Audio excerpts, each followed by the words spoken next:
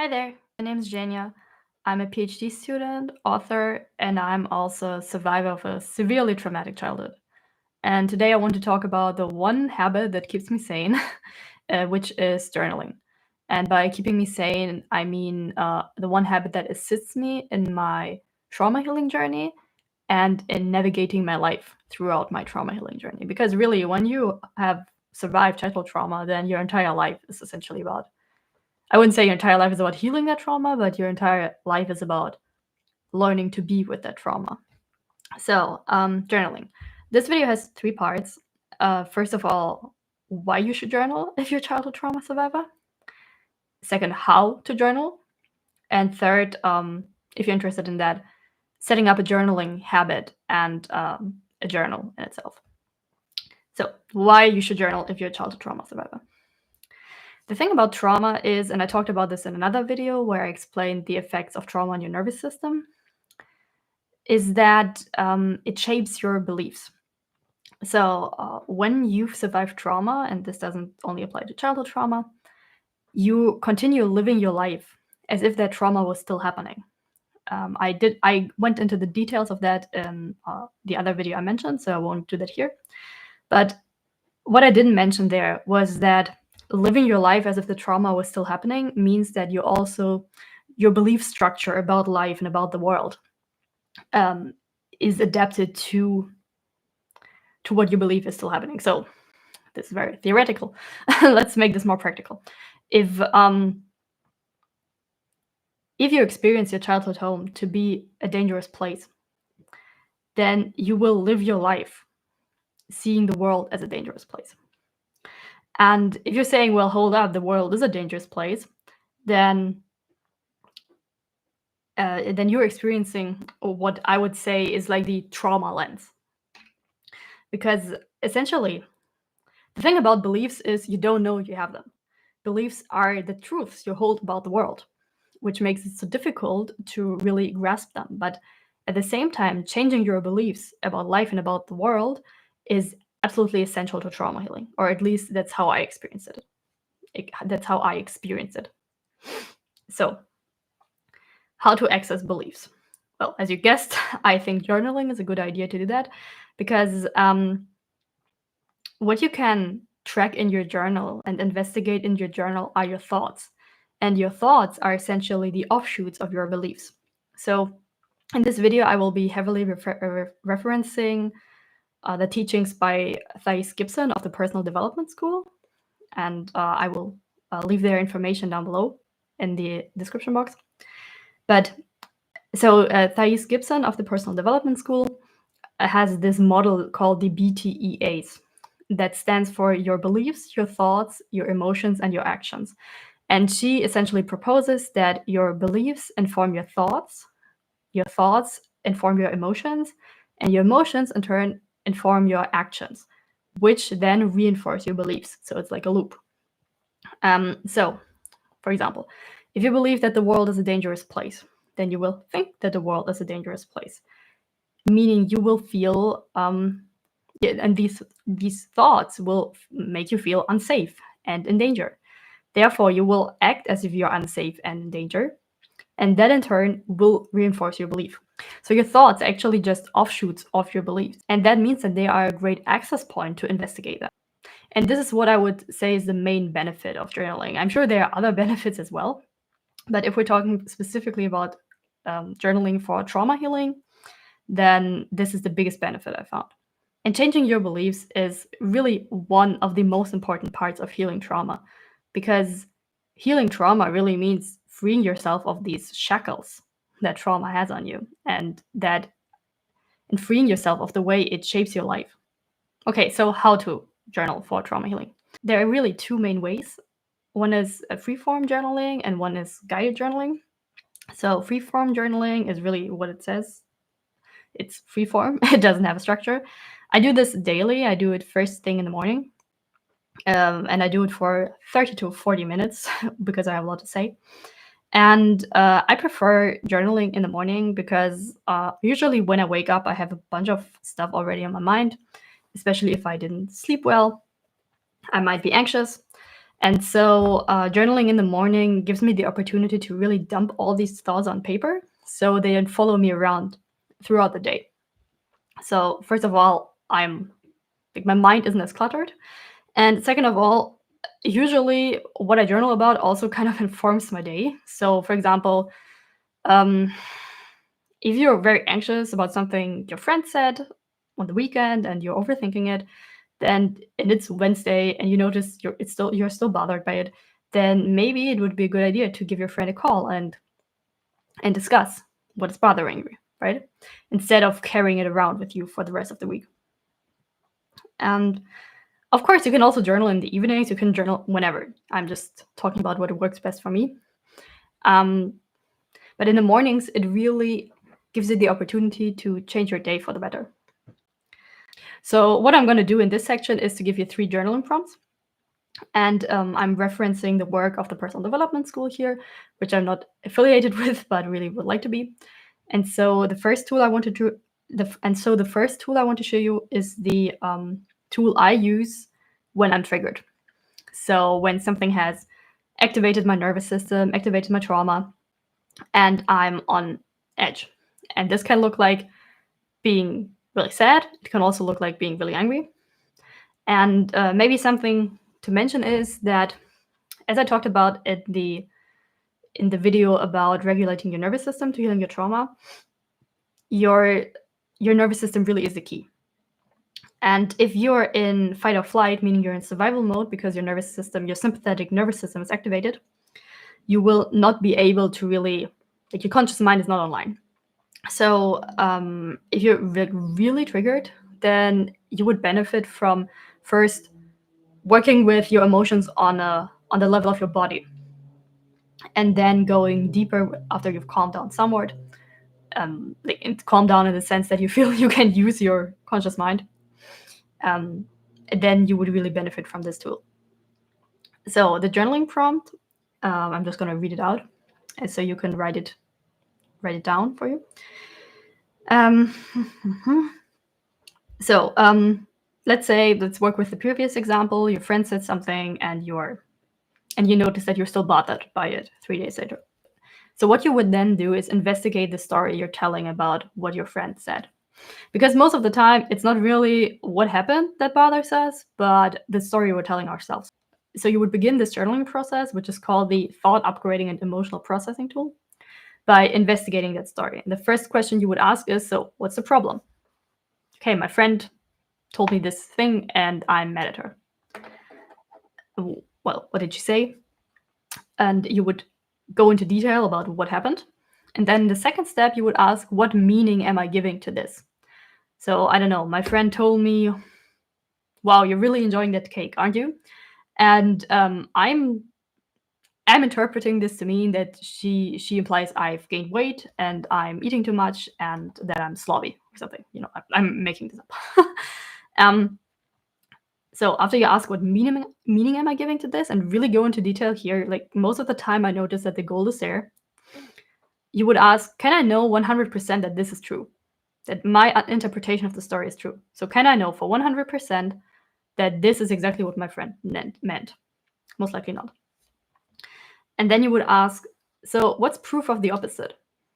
So what if my friend was just, in this case, the opposite is kind of, it's more difficult, but can I find alternatives for that interpretation, right? So maybe what if my friend really just meant that she's happy that I'm enjoying the cake she made? So you can see how you're really not just taking your thoughts at face value, but you're taking the problem and you're allowed to vent here, right? Like when I use this tool, I will write pages and pages about how I feel someone has wronged me. And then I will go into, okay, I can see this is kind of charged. Something's going on here. So what part of this is really my interpretation of things? And I found that just writing these things down helps me ease the emotional pressure of them and even helps me process them before I even go into the thought upgrading part of this tool. I won't go into the second part here, but this should give you like an overview of what to do when you're triggered. And so The second thing you could do, again, after you've calmed down somewhat, is to investigate. So this is the second journaling prompt I'm giving you. It's to investigate. It's what I would call shadow work. And okay, now I have to read my handwriting. So if we take the previous example, since we're just running with it, after I've calmed down somewhat, I've noticed that, well, that I felt judged by my friend in that example. So what you would then do, you would identify the meaning you're giving to this story and how you're feeling about it. And then you would identify, where am I behaving the same way to someone else and to myself? So in this example, I felt judged by my friend. Okay, where do I judge other people? Where do I judge myself? And where do I judge this friend that I feel is being judged towards me?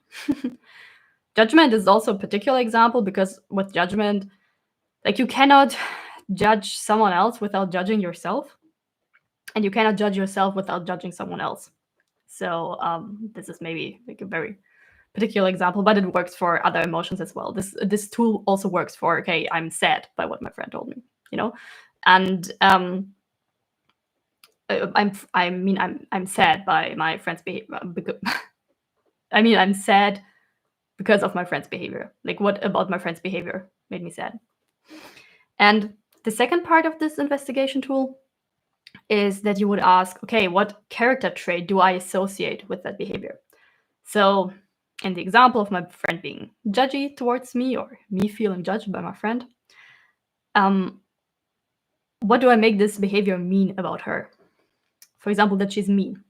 Okay, again, where am I mean to other people? Where am I mean to my friend? And where am I mean towards myself? And this, maybe it's important to clarify that this isn't about shifting blame or anything, or shifting responsibility, but it's really an access point into understanding your own emotions and thoughts. So none of this, even if we're in this example working with a comment by a friend, none of this is really about the friend. Really, I would argue the majority of these tools are never really about other people. Like, they might trigger you and they might trigger your wounds, but they aren't important in the sense that this isn't about identifying who did something right or who did something wrong, but this is about learning what really activates you, learning what core beliefs you have about the world, and learning how to work with them. So there's just a caveat. Okay, this is a bit rambly. So the investigation tool, just to recap, first you would identify how you felt because of what happened, and you would ask where you're exhibiting the same behavior as the one that bothered you. Then you would ask, what character trait do you associate with that? Where do you express that character trait in relation to yourself, to others, and to the person who, triggered you? And then you would expand that, because this is really where we're digging into the gold of uncovering your beliefs.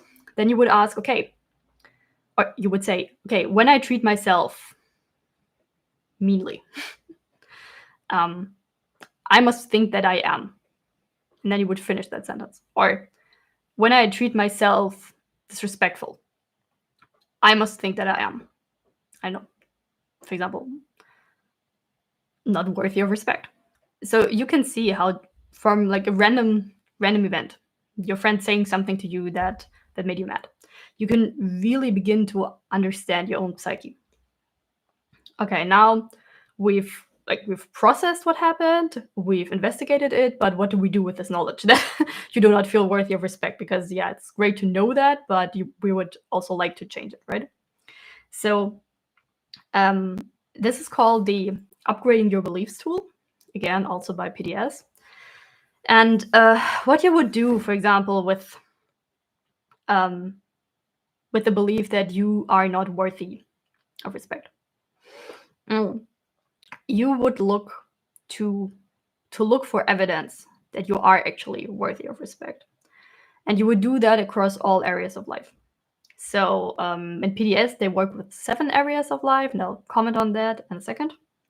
But you would essentially take the sentence, I am worthy of respect because, and then you would find example across these areas. Or or rather not I'm worthy of respect, but maybe even I am respected, because these are slightly different meanings. And this is where it gets tricky. This is where it's hard to speak generally about this, where you really have to do your own work. But essentially what you're trying to do is to show yourself that your beliefs are not the ultimate truth, but that they are the lens through which you view the world. And if it's just the lens, then that means that you can choose your lens. And I would rather choose a lens that makes me feel empowered, rather than one that makes me feel disempowered.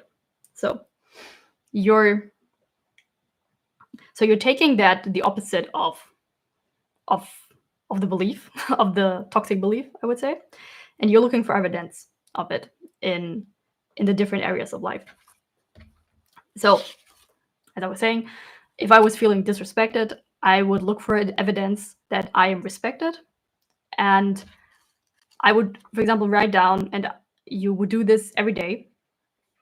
I'm respected because today at work, my colleagues said how much they value my opinion. And I'm respected in my relationships because my partner listens to what I have to say. And I mentioned that in PDS, they work with the 7 different areas of life. And these areas are work, money, spirituality, mental health, emotional health, physical health, and relationships. And I can understand why they do that, because it's very comprehensive. Like, you're really covering all your bases here. But I personally find that it can be intimidating. Because if you think, okay, I've identified, I have this belief that I'm disrespected, I want to change it. Okay, every single day I have to sit down for, I don't know, 20 minutes and find evidence of the opposite. That, again, that can be pretty intimidating. And you can certainly do that. I've done that. But it can feel like a hassle to get started. And what I really want to do here is to make this as easy to start with as possible. So what I would recommend is, actually, if you want to try out this tool, that you do not have to work with all of these 7 areas of life, but that you choose 3. And so I would recommend that you would choose one area where you feel good about, where you feel like you're really regulated, that it's kind of your comfort zone. One that's so, it's like some days are more difficult than others, and one area of life that feels difficult.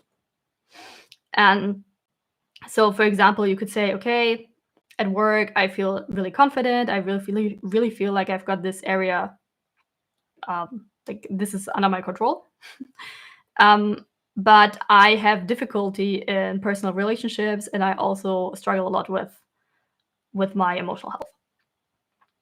And then you would look for evidence for these 3 areas of life. And you would do that for at least a few weeks. Make this part of your journaling habit, which we'll talk about in a second. And another note about these areas of life is, as I mentioned, at PDS, they differentiate between spiritual, mental, and emotional health. And again, I understand why, because it's like you're really looking at the problem from all angles. I don't really feel like it's always too helpful to make that distinction, because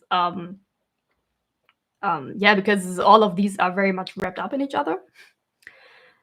So if you're intimidated by the thought of doing 7 areas of life, then you might just also combine spiritual, emotional, and mental into one area. And another point is that in this original system, all relationships fall under one area. And I've actually found it helpful to differentiate between familial relationships, friendships, and romantic relationships, because your core beliefs can express very differently across these areas depending on your experiences in life. So I used to feel really confident, and I still do feel really confident about my friendships. But I used to struggle much more with my family relationships and my romantic relationships. So again, if you feel like there is a difference there, you're like really you feel really good about your relationships with your family, but you're struggling with friendships, then you might want to focus. Like you might want to look at these separately, right? Okay, and just to recap, because I know that I went through it quickly, the 7 areas of life in the original system are work, money, spiritual health, mental health, emotional health, physical health, and relationships. Okay, so these were the 3 journaling prompts I wanted to talk about today.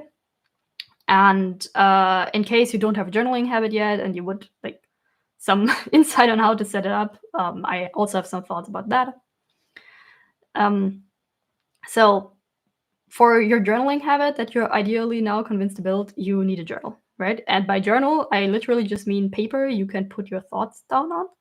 It can literally be a stack of printer paper, as long as you have a way to collect it. And it does not need to be fancy. It's interesting. I've met people who I feel like people fall into 2 camps about journaling. Like either they're extremely convinced, or they say it's not at all for them. And I feel like a lot of resistance about starting a journaling habit comes from the idea that journaling needs to be like you need this perfect setup, that it needs to be pretty, and that therefore it is work. It's especially the work aspect that I find intimidates people. And it does not need to be work. Having pretty things can motivate you. It motivates me. For example, this is my notebook for where I take the notes for these lives. And that's what it should. It should motivate you, but it shouldn't stop you. Like maybe if you're into stationery, you know this phenomenon where you really like pretty notebooks, but then you buy them and you're afraid of ruining them. Yeah, this shouldn't happen. Like if that's something that happens to you, then maybe you should actually buy not like a pretty notebook, but one that's actually ugly, one that you do not care about ruining. And yeah, because your journal, it doesn't need to be pretty, it doesn't need to be art project, it needs to be practical. And it needs to fit your lifestyle. That's also very important. So if you're like planning to make this a daily habit, which I recommend, then you have to think about what does your life look like on a daily basis. Do you travel a lot? Then maybe that means that you need a smaller journal that you can change out more often, rather than a big one like me. This is my current journal. And if you're planning on journaling, for example, on your commute, which you can actually do, or you can do it during your lunch break, and that can be very helpful to process things throughout your day, then you might want to pick up a very small notebook, one that you can even put into your back pocket, when it doesn't take up too much space. So these are, again, make it fit your lifestyle. And I will say something about paper versus digital. So I'm not a fan of digital journaling. I know that it's very helpful for some people. I personally feel that having this like tactile, like something in my hand, having a pen in my hand, being able to curl up with it in bed, is very much part of the process.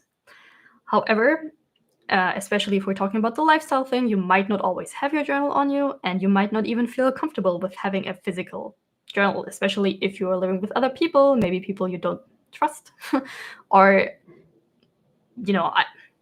just other people in general. Then a digital journal might be an option for you, one that you can even password protect. But if that's the case, then I would recommend looking up sources how to do that. So didn't think I could say so much about finding the right journal, but the main point is that it needs to fit your lifestyle and it needs to be practical. Because a good journaling, like all it needs to be is consistent and honest, and definitely not pretty. Mine isn't pretty. Now that you've decided on how to journal, which I really recommend, if you're starting out, I would also recommend deciding when to journal. Because if you're making this a habit, then you have to make it a habit. As I mentioned, I really like journaling in the mornings. However, if you're saying, okay, you know what, 40 minutes, that's crazy, I don't have that time, I completely respect that. And so then I would recommend starting small. I personally would recommend starting at 10 minutes in the morning, if only to get into the habit of getting out your journal. And you can write a lot in 10 minutes. But if even that sounds like too much, then maybe just try 2 minutes. And really just answer 2 questions. Like, what happened today and how am I feeling about it? And do that for a few weeks, and I'm confident that you will see that you will just naturally begin to write longer entries. Because if you're having a resistance to journaling, that means that there's something there to be uncovered, and your subconscious knows that going into that will be painful or will be uncomfortable, and therefore you're trying to avoid it. But yeah, so if you can even take your resistance to journaling as an entry point, you could ask yourself, what am I so afraid of? Yeah, so exactly, pick your journal, pick a time, when and where, and if you're, for example, deciding that you're going to journal in the mornings, then make sure that you're putting your journal on your next to your bed, so that you remember, so that you don't go on your that you don't pick up your phone first thing in the morning. And most importantly, with all habit building, start small. So yeah, these are just my kind of disjointed thoughts on this topic. It was inspired by a comment I got on my last video, which has been a while. And this is also, like, what I introduced today is part of chapter 3 of my book called Don't Fix Yourself, where I talk about childhood trauma healing for high achievers. Or not so much high achievers, but self-motivated people, which you are if you're watching personal development content on YouTube. So yeah, and as of September 2024, which is when I'm recording this, the book is actually on pre-order. So if you're like super convinced that this is something for you, then you can pre-order it with a link I've posted in the description box. Because right now you'll get half of the price off. Yeah, that's it for today. Let me know your thoughts in the comments. Let me know if you have any questions, if you would want me to go into anything. As I mentioned, today was a bit disjointed. It's been a while since I recorded videos. But yeah, make sure to join my channel subscription if this is something you're interested in. Okay, bye.